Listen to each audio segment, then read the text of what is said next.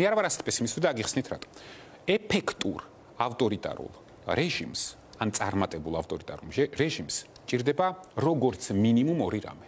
ეს არის ეფექტური, ძალიან ეფექტური ინფრასტრუქტურა, გუნდი, ადამიანები, რაც ოცნებას არ აყავს და ფული. რაც ასევე საქართველოს ეკონომიკა ამდენ ფულს ვერ აგენერირებს. ჩვენ მოგწონს ეს თუ არ მოგწონს, იცოდეთ, რომ არანაირი სხვა გამოსავალი გარდა იმისა, რომ ნებისმიერ ფასად ეცადონ დაალაგონ ურთიერთობები, რაღაცა ფორმის მაინც არ არის. ამიტომ ვარ დაალაგონ ურთიერთობები დასავლეთთან. ამიტომ თან საქართველოს მოქალაქეების 85% ეს ცივილიზაციური არჩევანია, ეს არ შეიცვლება. ამიტომ მე ძალიან კარგად ვიცი, რომ დღეს იქნება თუ ხვალ იქნება, ეს სისწრაფეც არის აქედან გამოწეული. ეხლა ივანიშვილი ცდილობს აკრიფოს მაქსიმალური გააკონტროლოს ყველაფერი, მაშინ, როდესაც მოვა მომენტი და დათმობებზე წასვლა მოუწევს, ამ დათმობების მიუხედავად რაც შეიძლება მეტი რო დარჩეს. ეს არის ტაქტიკური სვლა. ამიტომ ყველას კარგად უნდა გვესმოდეს.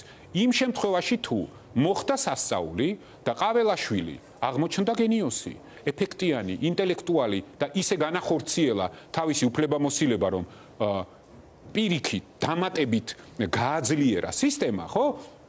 მაშინ მე არ ვიქნები მართალი. ან მაგალითად, თუ აღმოჩნდა, რომ ივანიშვილს 7 მილიარდი კი არა აქვს, აქვს 700 მილიარდი და თან აი ესე გულწრფელად ამ ფულს მოიტანს და ჩაასხამს ქვეყნის სხვადასხვა მაშინ მე შევწდები, მაგრამ მე არც ერთის მჯერა, არც მეორის არ მჯერა. ამიტომ ზუსტად ვიცი, რომ მაშინ შენ როდესაც ხალ როგორ გითხრათ, უხეირო დიქტატორი. ხო? რატო? იმიტომ რომ შენ რესურსი არ აქვს. ეს ქვეყანა საქართველოს დემოკრატიის ყველაზე ძლიერი მოკავშირე რა არის ცით. ორი რამეა. ჩვენი კულტურული კოდი და ჩვენი სიღარიბე. ეს არის ორი ძირითადი მოკავშირე საქართველოს დემოკრატიის. ეს გვიცავს ჩვენ, იმიტომ რომ საქართველოში გრძელვადიანად კონსოლიდირებული ძალაუფლება, შეუძლებელია, იმიტომ რომ ეს ქვეყანა რესურსებზე არზის. ჩვენი მთავარი რესურსი და ენერგია არის კონკურენცია და დემოკრატია. ღია თავისუფალ კონკურენტულ დემოკრატიულ პირობებში ჩვენ ვიზრდებით. როგორც კი სისტემა იკეტება, ჩვენ გარედან არანაირ რესურსს აღარ გვაწვდიან, როგორც გერმანიის ელჩმა. ბრძანა პირიქით რესურსები გადიან ქვეყნიდან, ჩვენ ვიკეტებით და კონკურენტული გარემო თუ არ არის, არც ნავთი გვაქვს, არც გაზი გვაქვს, არც არაფერი არ გვაქვს და ვიწყებთ ერთმანეთის ჭამას. და ისე ცოტა ვართ, რომ ერთმანეთის ჭამა დიდხანს ვერ და სისტემა იცვლება. ჩვენი ამოცანა დღეს, იმიტომ რომ ხვალ, ზეგ და 2 წლის განმავლობაში შეიძლება ევროკავშირის წევრი გახდეთ.